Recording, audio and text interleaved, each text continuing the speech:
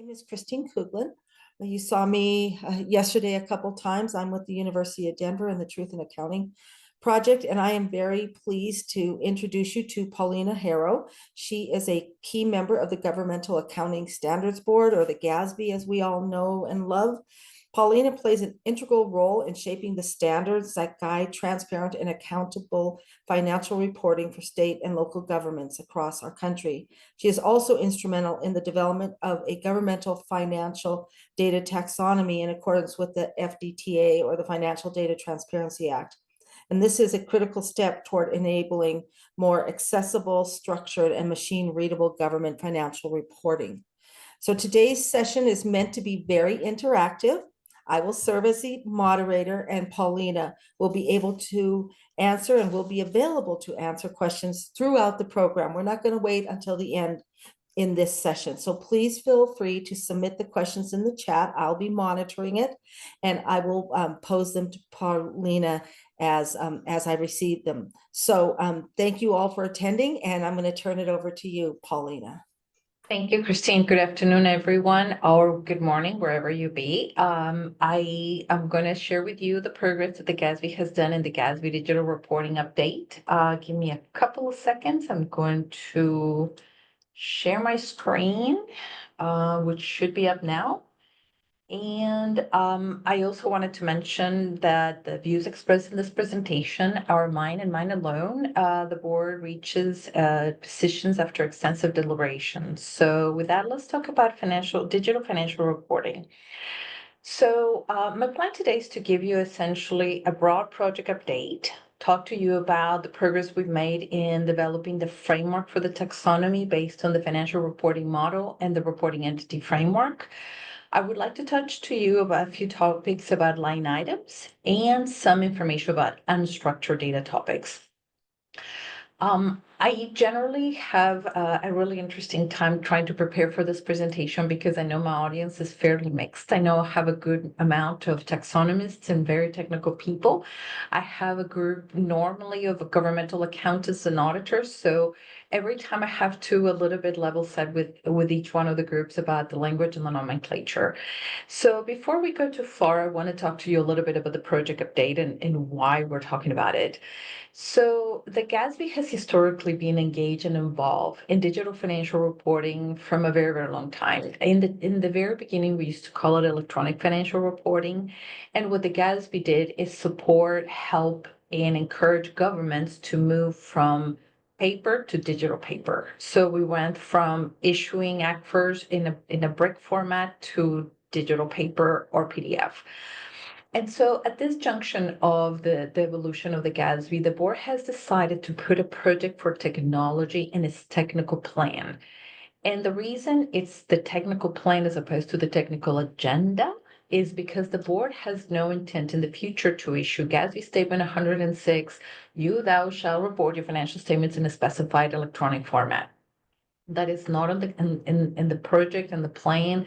That's not the vision of the board. The board decided to put a technology project in its technical plan in December of last year with intent of developing a voluntary digital framework. So by us creating this taxonomy, what the board wants to do is encourage, enable, and facilitate governments presenting their financial statements in a digital format if they choose to do so, not as a reporting requirement of the GASB. And that tends to be something that I always like to emphasize, particularly when I have preparers on the audience. And so you can understand that this is a voluntary framework. The GASB is not approaching at this issue from a reporting requirement perspective. And that's an important background component because as we start talking about how did we think about the taxonomy or how we are creating the taxonomy, governmental financial reporting, as I'm preaching to the choir in here, is fairly complex and made out of different components. One of those components are reporting requirements promulgated by GASB. However, very many governments report outside GASB. In addition, what a user thinks an ACFR is include components outside GASB reporting requirements. For example, the auditing framework, the auditing report, CFA schedule, single audit reporting. There's additional components of information that a government generally packages them in what we like to refer to as an ACFR that are well outside the reporting requirements that the GASB promulgates. And so as we were putting together this taxonomy, it was important for us to be able to communicate that because it's a voluntary framework, we are taking a very small sliver of that vast reporting requirements that governments are subject to be able to digitize. And those are GASB reporting requirements. And so the way we think about it very foundationally is we started with the conceptual framework and the three communication methods. We identify the minimum requirements for each communication method. We're working through optionality and gap, and then common practice. So to the extent that all these things follow and the GASB reporting requirements, they're included in the scope of today's taxonomy.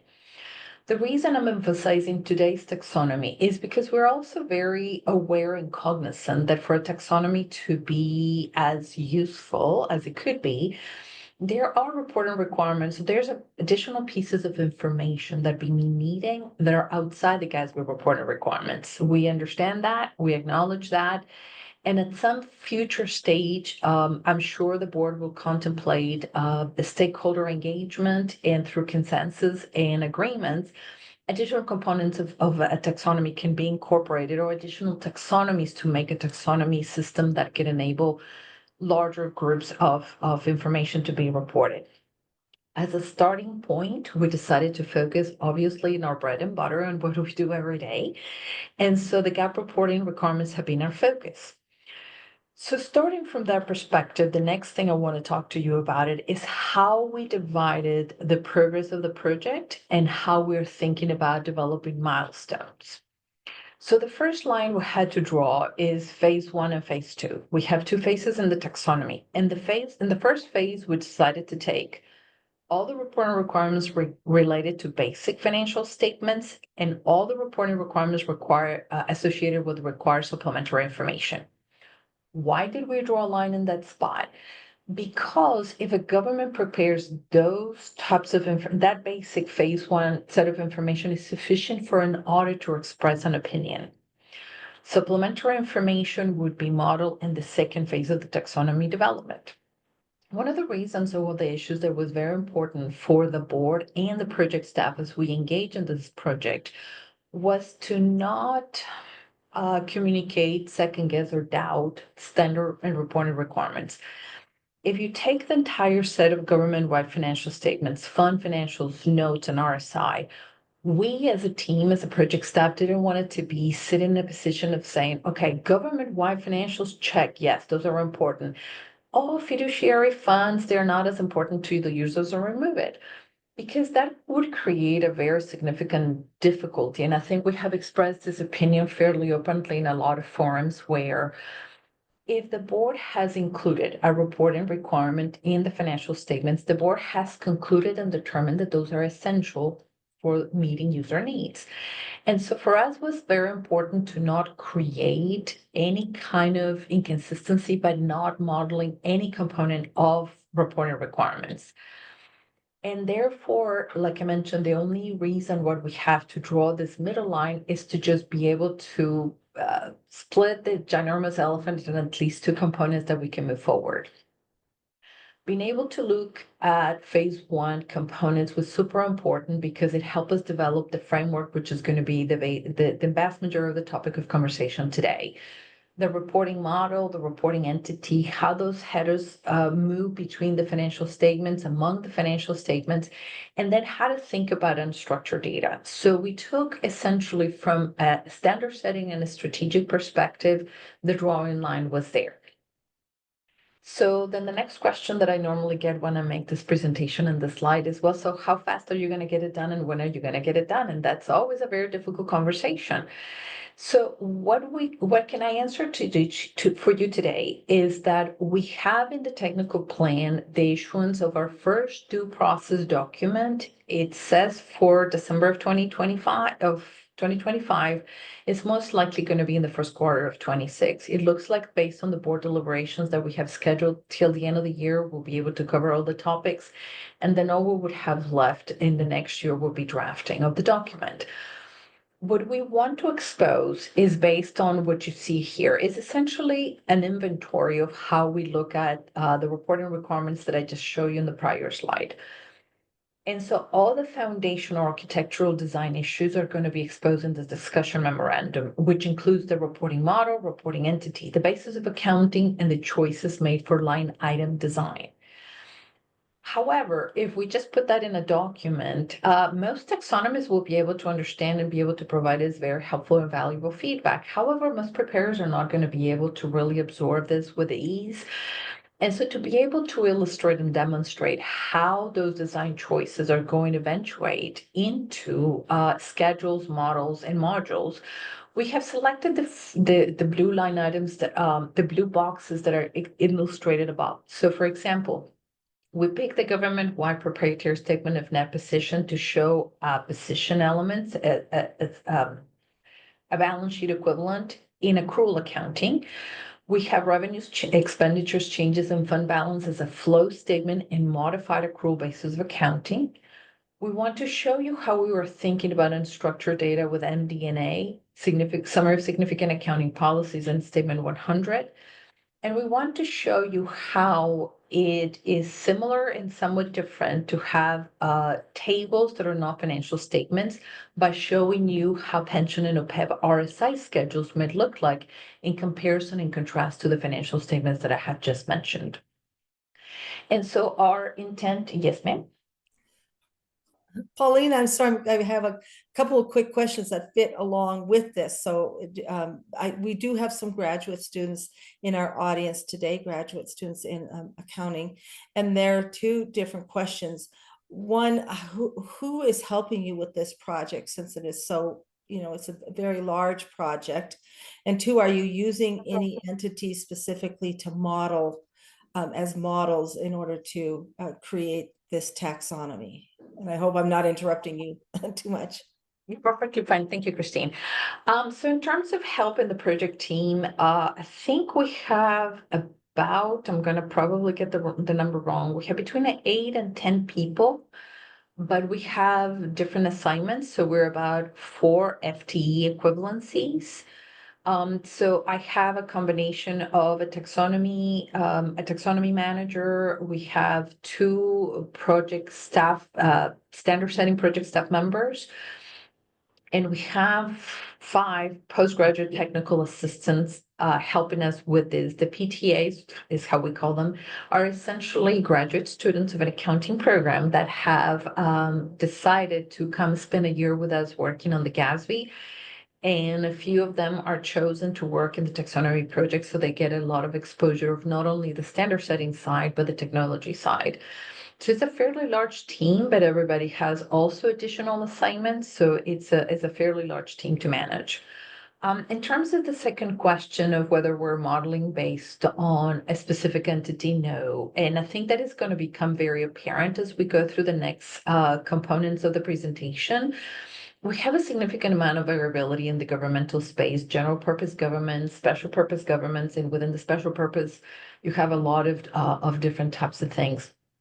And so at the very, very beginning of the conversations when the FDTA had been passed, there were a lot of concerns of people considering or thinking or being worried that we would need, I heard anywhere between 10 and 60 taxonomies to be able to address the variability in the governmental space. They used to call them the sector constraints or the sector concerns. They're really industries. But the reality is we have a single set of financial reporting requirements for all governments, which is Statement 34 plus its own lovely amendments. And that has been essentially the foundational piece of the financial reporting model and how to work through that. What you will see in the next slides is a little bit of the variability of how we had to adjust for special purpose governments, but we have not needed another taxonomy. And so from that perspective, we have a data sample we look at a significant number of governments, and then when we're done modeling whatever it is that we have selected for modeling, then we go to other data samples to test whether they worked or not. We have the advantage of having a very significant amount of research efforts going on. Pension and OPEB post-implementation reviews yield a significant number of actors available, and we have several different sources where we can use and test whether the things that we're working with holds in other governments. And so we can look and model even one state, one government, one type of government. We have to be very broad in our perspective. Another thing that I wanted to point out in this slide before I moved on to the next section is, for example, in the note disclosures, a lot of people, when they see this slide, they think about 52 notes. I don't have 52 notes in my ACFR. Well, you don't have 52 notes, but you have 52 themes of potential reporting requirements, some of them which may not be applicable to you. And so the idea of comprehensively capture not only reporting requirements, but things and items that we observe in practice is a very prevalent sense of concern and focus for our work. With that, I'm going to start talking to you about the electronic financial reporting framework that is a voluntary framework that we have put together. The three major areas that we have been thinking and concerned about is first, how to model tables, second, how to model unstructured data, and then how we're going to be thinking about the reporting entity. When we're talking about tables, obviously we're talking about the financial statement. And if you look at it, a FASB or private sector financial statement, your columns are just basically years. So the complexity in the columns is not that vast unless you look at segment reporting. However, in the governmental space, you have a multitude of financial statements, government-wide and funds. You have a multitude of columns that are not just years, but are representational of components of the government. And that has been a very interesting aspect to work through. And I think it has been the major focus of the team for the last 6 months. And I think we're in a place where the model has got to a very cohesive and very systematic way of thinking of these items.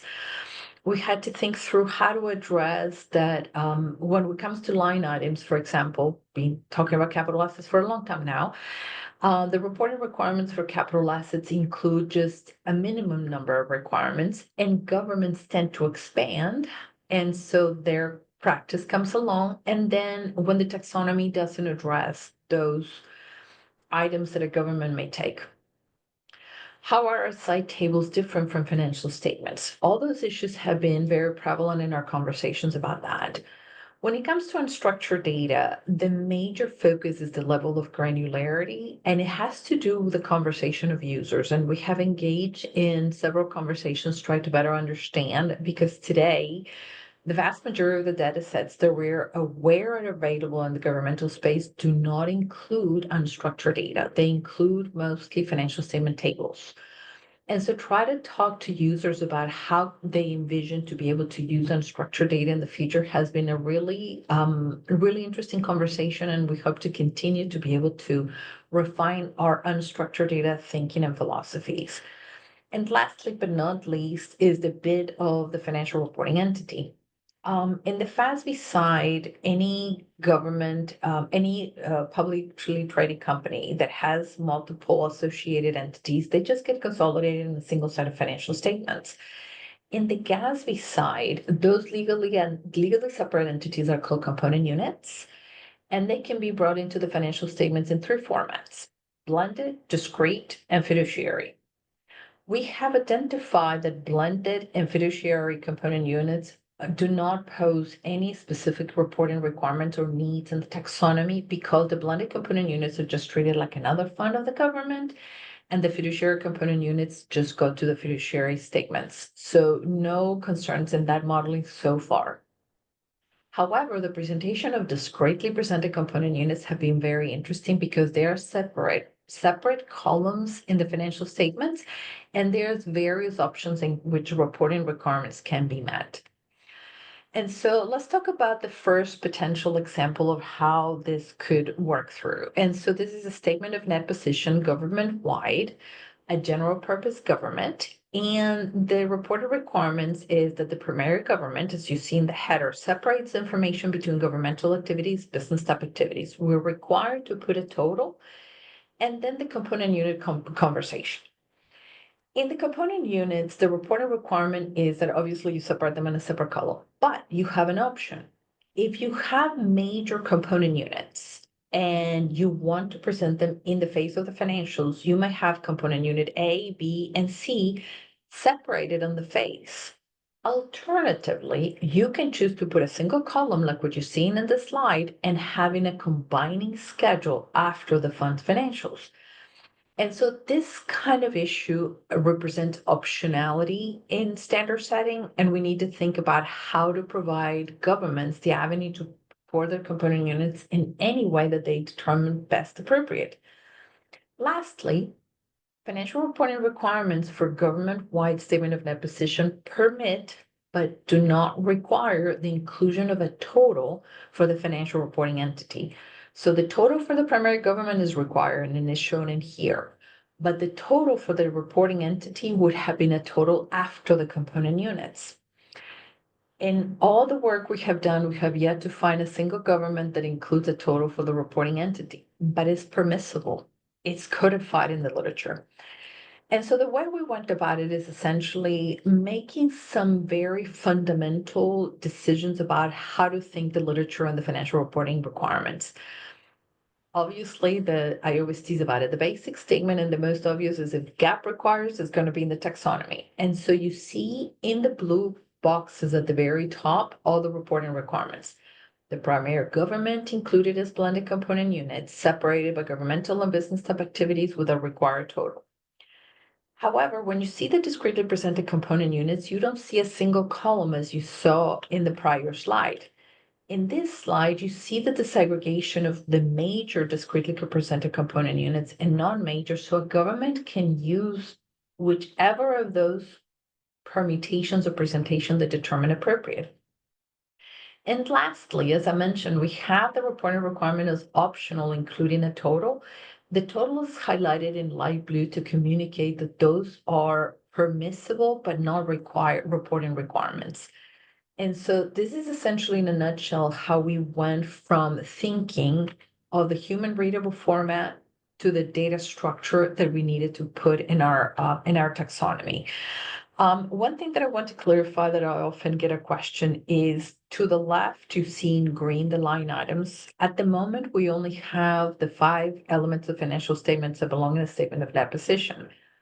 That clearly should not be sufficient to be having an operable taxonomy.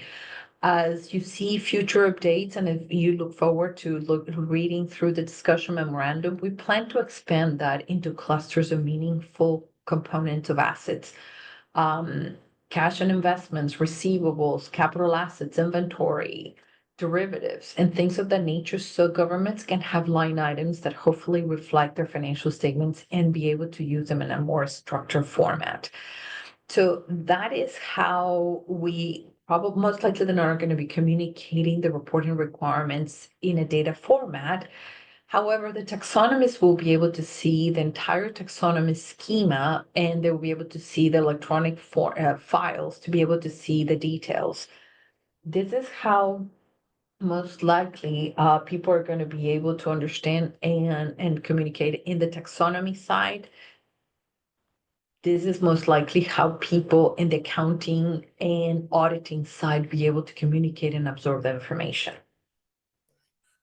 So Paulina, sorry to interrupt again, but another question that has popped up is that, so this is all based on GAAP and the GASB supporting it. Have you started the discussion about how you might be able to support local governments who are not following GAAP? So that's the reason I had started the conversation at the very beginning, but noting that the focus of this phase of the taxonomy is solely GASB GAAP. We have not engaged in those conversations. There is no current plan for that.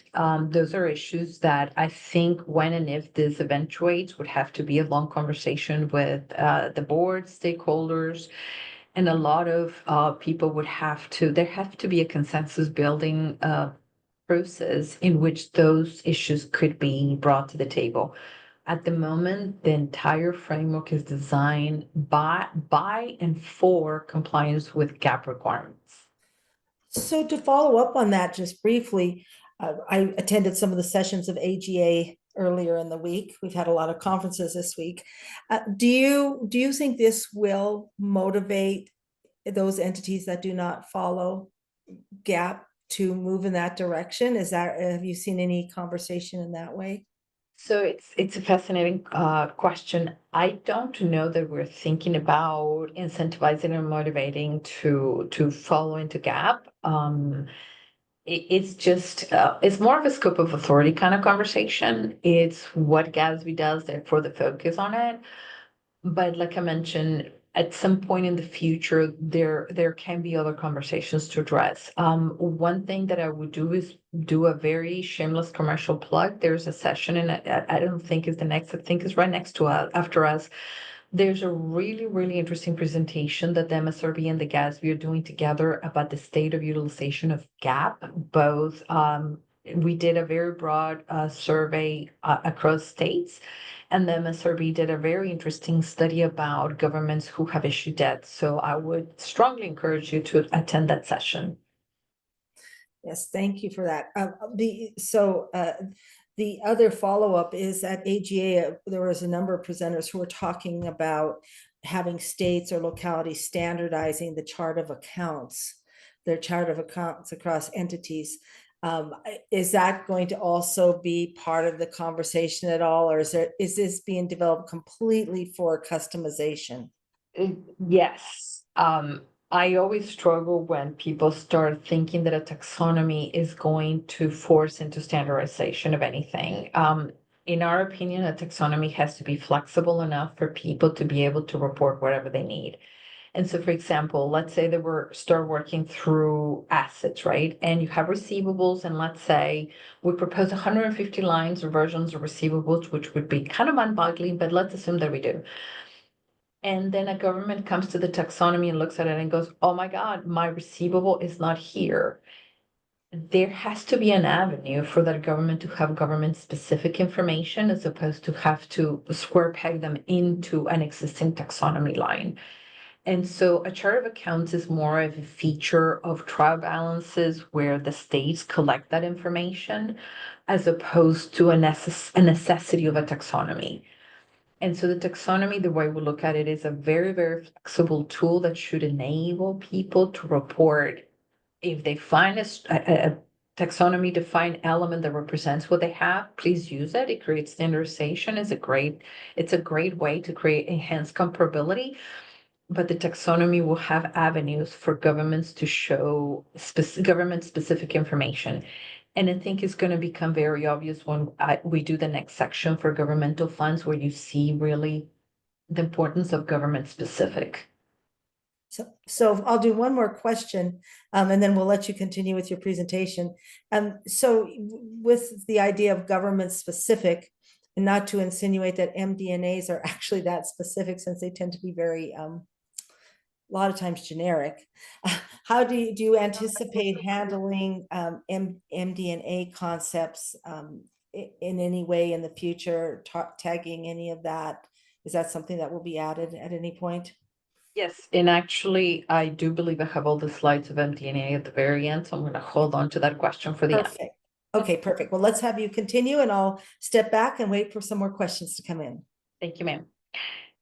So as I mentioned, I really want you to see where the real power of the taxonomy comes from. Government specific issues is going to be in the fund financials. And I mean, in the line items, yes, they're going to be there. But when you see the fund financials, it's really a lot of fun to work through, because you can pick any 10 general purpose governments and look at the governmental fund schedules. And I can bet you cannot find a single common major fund other than the general fund. And, general fund doesn't almost count. But anything between general fund and other non-major governmental funds, the stuff in between is purely government specific. And so from that perspective, think about it. If we would have to standardize and make everybody report the same thing, we couldn't get that. We couldn't achieve the governmental flexibility needs.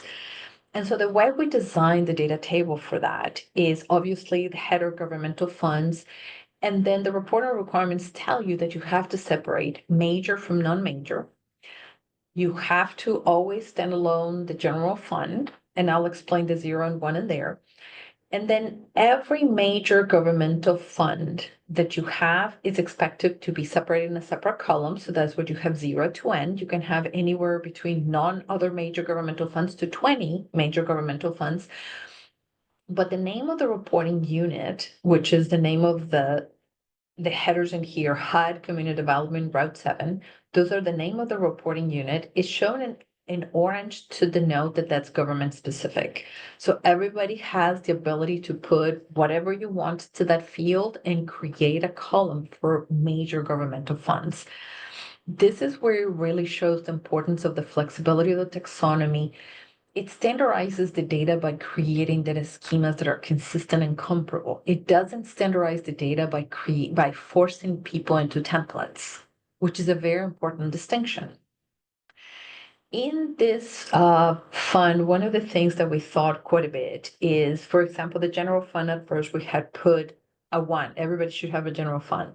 Well, not really. If you have a special purpose government engaged in business type activities only, let's say it's a housing authority and they report in BTA only, but they decide to put their grant into a special revenue fund, they're required to have the schedule, but they will never have a general fund.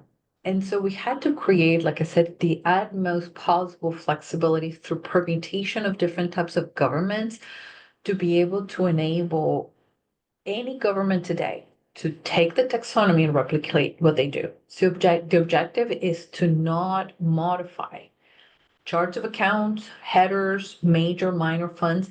That's not the objective, is to replicate, enable governments to do what they do today, simply in a different digital format. Not that we are concerned about we're very familiar with the reporting requirements of the FDTA are very explicit. And I think it was mentioned yesterday that there is no additional reporting requirements that can result from implementing FDTA. We are very cognizant on that. And in the design of the taxonomy, we have also taken a very, very deliberate and explicit way of thinking that the taxonomy cannot change gap reporting requirements. It's just simply a different way to expressing the reporting requirements. So the other example that I wanted to show you besides the revenues, expenditures, and changes on fund balance is the statement of fund net position. It's a similar exercise in which, depending on the type of government that you see, you're going to have very different types of enterprise funds and different types. In the first example, you have internal service funds mapped to governmental activities. And in the second example at the bottom, you have no internal service funds. And in some cases, internal service funds can also be associated with business type activities. And in some cases, internal service funds are associated with both governmental business type activities. So again, the objective of the taxonomy is to do everything in our power to replicate what GAP does permit and require today. Proprietary funds at the top, separated between enterprise funds and internal service. And you see that the total is only inserted between the major and non-major enterprise funds. The internal service funds generally not totaled, and that's not a reporting requirement. As you see here, you don't see a total after the internal service funds. And so we replicated that into the taxonomy. And if I would have put a screenshot of all these, you will be able to see the taxonomy schema for each one of them. All those details are going to be presented, like I said, in the discussion memorandum when we expose it. For the purposes of this conversation, I just wanted to have at least a format of presentation that hopefully communicates to a few more people in the audience than just a taxonomist. The last example I wanted to show you is the discretely presented component units. I mentioned at the very beginning of the conversation that major discretely presented component units can be disaggregated in the government-wide statements or in a separate schedule. This is the example of the separate schedule. And so in here's another really good example where you can tell there's going to be highly unlikely the ability to have two component units in any government in the country that are the same. And so therefore the need for the entity specific. So as you see in the table below, the reporting unit name that is optional allows you to report the Department of Parking, the downtown development, the Bayfront, Coconut Grove, Winewood. So all those that are very specific to a government can be put and accommodated through the taxonomy in this with this orange box that you see in the table below.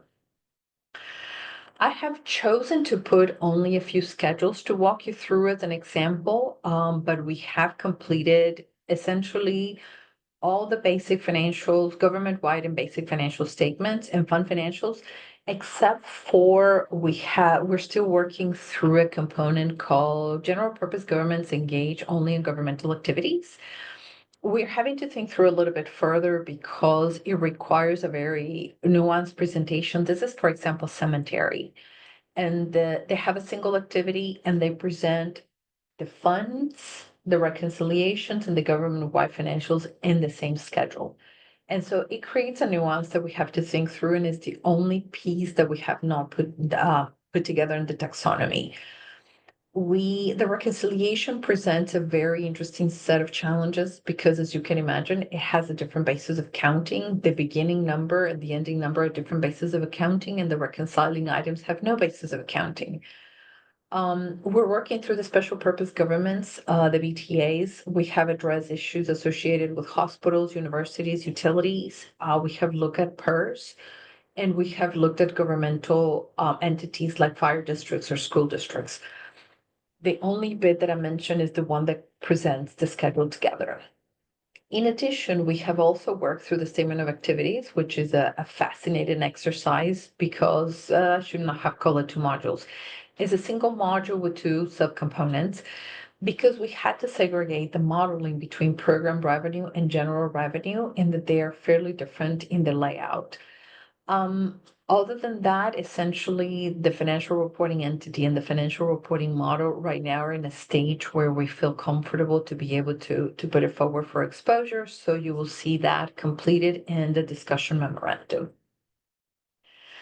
The next item that I wanted to talk to you about, the GASB's tentative approach about line items. So we have chosen to select a methodology called a type dimension, in which we essentially are going to be identifying clusters of elements and finding an anchoring element to be able to work through. So again, capital assets, and then within it, you have depreciable, non-depreciable, and then subline items.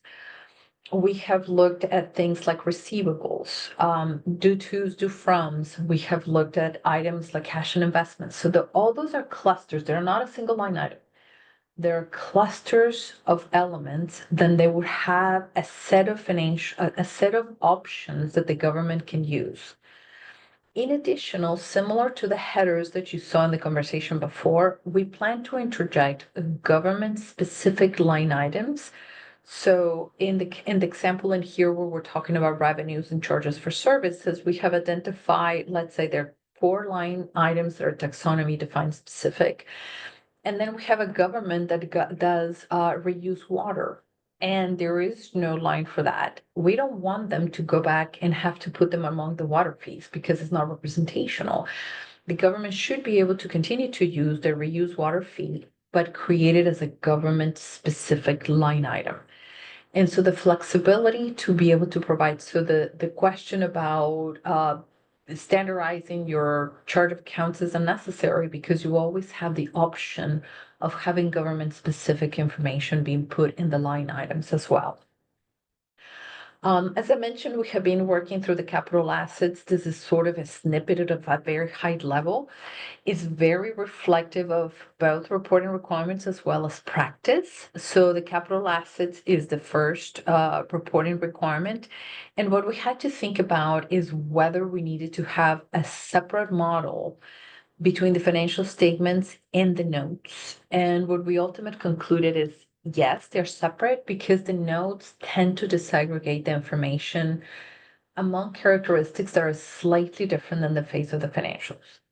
In the face of the financials, you're required to disaggregate between depreciable and non-depreciable capital assets if they are substantive. If they're not, you solely have one reporting requirement called capital assets. In addition, people in practice choose to disaggregate depreciable and non-depreciable forward. Some governments choose to provide information such as land and improvements, construction in progress, software in progress. In the depreciable line items, it's typical to see buildings, improvements, equipment, vehicles, and my favorite, the intangible right to use for the leases. And so the way that the team approached the line items is to put the reporting requirements plus practice that we have observed. And then in addition, we will be layering government specific information. What is the most interesting and I think difficult piece of the work in the taxonomy when thinking about line items is what to put in the details because of what's prevalent. As I mentioned, we are working with a data sample. We're doing a lot of data parsing and analysis to be able to rely on at least observe information, but it's very hard to calibrate. We hope that as we continue to evolve the taxonomy and hopefully people start reporting digitally, we would continue to iterate and fine tune the line items, but we'll have an ongoing process to be able to continue to calibrate. At the starting of the process, we just simply aim to have a good structure that would enable us to continue iterating and seek stakeholder feedback to continue improving the taxonomy. Like I mentioned, there'll always be a need for government-specific information. There are some governments that have very, very unique political needs to report or very specific nuanced needs. For example, there's a government that I know that loves to put the specific cash held in a specific bank because there's a need in that they like to promote supporting of the community.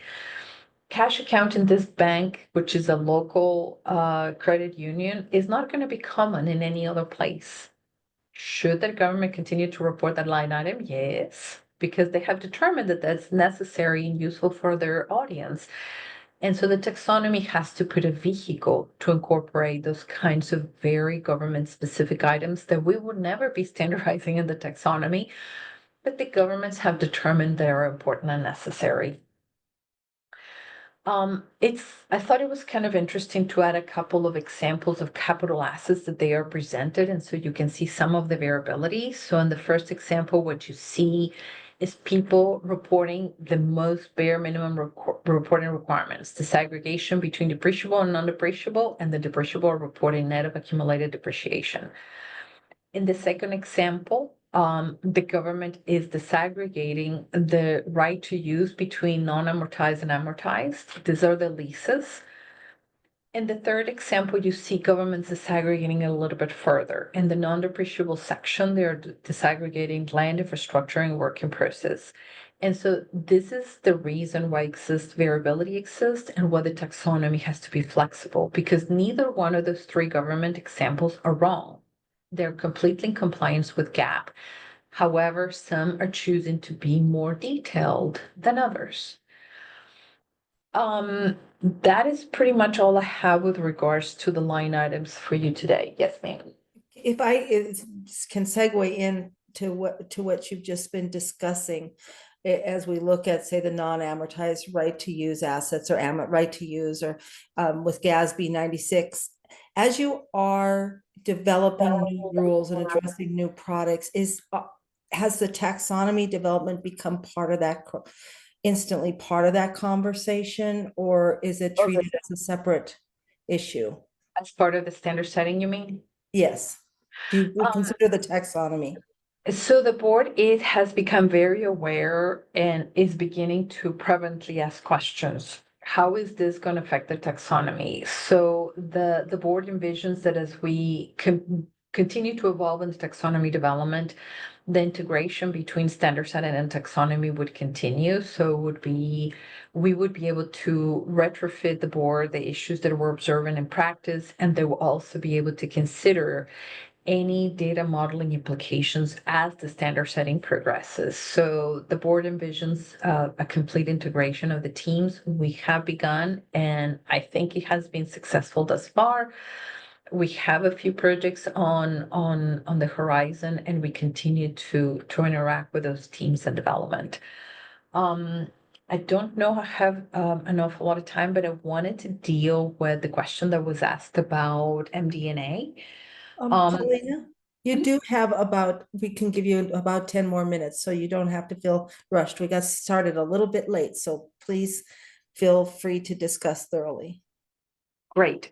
So 10 minutes would be more than sufficient for us to talk about the unstructured data and the notes that I have for MDNA.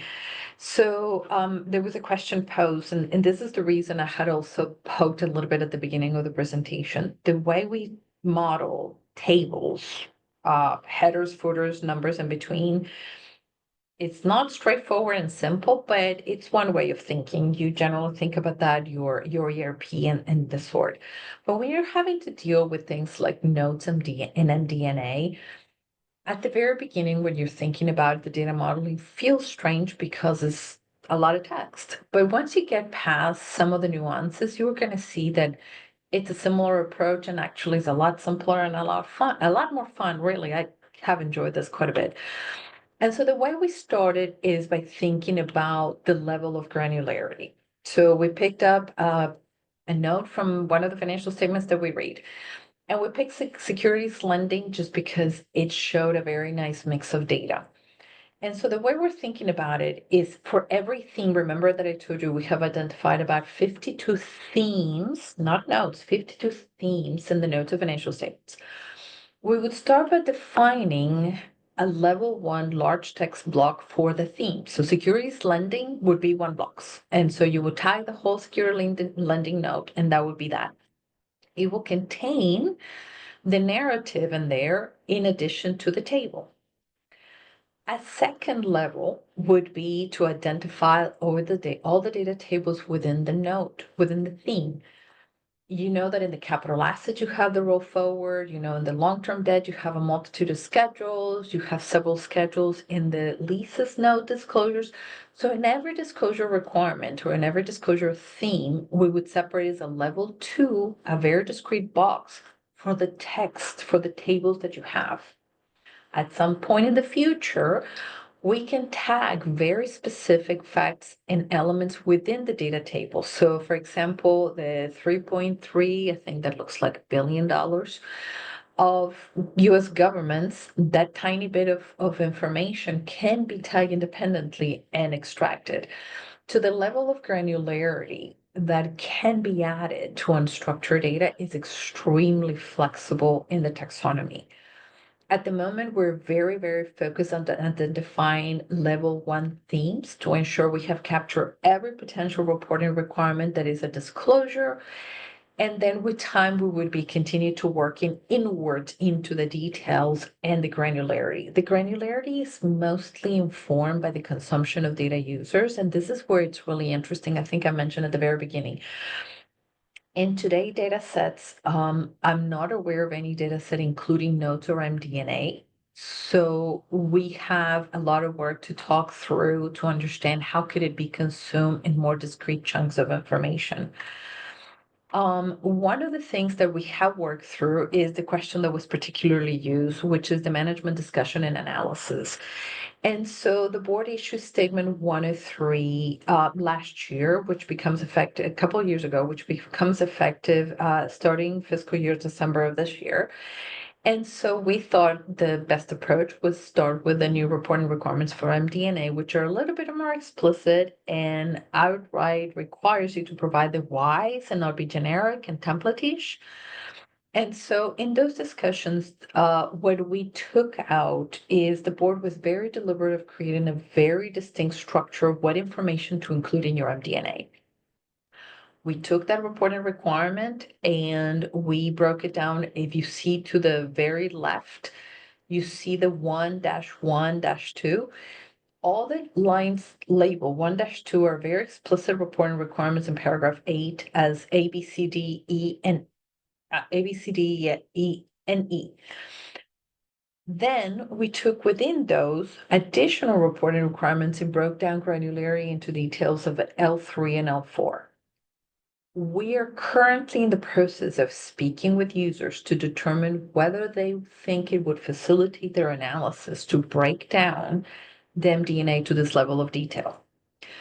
We have heard already preliminary feedback that a lot of users like to read MD&A stem to stern, and so the need to create an L1 with entire MD&A was important. We have also heard very preliminary feedback that they do want to see sections, but they are not exactly persuaded to have a level of granularity that is too deeply, because in the MD&A they need a lot of context to be able to make sense of that information. And so this is our first pass, for example, of MD&A. We're working through this exact exercise with virtually every one of the 52 themes that we have identified. The next piece of the unstructured data is what we like to call the reporting unit conversation. And the financial reporting requirements in general talk about that MD&A and the notes should focus the discussion on the primary government. Then it notes that the information should be distinguished between the primary government and its discretely presented component units if the government, in the exercise of the professional judgment, determined the discretely presented component unit information should be included. Some primary governments choose to not include any discussion about the discretely presented component units. Other governments do. Lastly, the conceptual framework stipulates that the focus of the disclosure requirements is also on reporting units, major funds, reporting entity columns, fiduciary funds. And so to be able to facilitate that, we felt that it was important to include those dimensions into the unstructured data. So what the MD&A approach draft looks like today is this, is a combination of the line items in the green section, which are made out of all the reporting requirements promulgated in Statement 103, all the headers, which are the result of the reporting requirements, conceptual framework. And then we have added tentatively at the very, very bottom an entity-specific information for components that somebody may add to an MD&A that are not explicitly required. So it would be a government-specific component to MD&A. And so with this, we think it's a very comprehensive way to address MD&A. The vast majority of the governments most likely are going to associate all their MD&A to the primary governments, so they won't have the complexity of breaking this apart. But if a government chooses to disaggregate their MD&A by major funds, major enterprise funds, a government can certainly add a degree of granularity that they think it could be useful for their financial statements. I think with that, I have covered all the materials, and hopefully I answer the question about MD&A.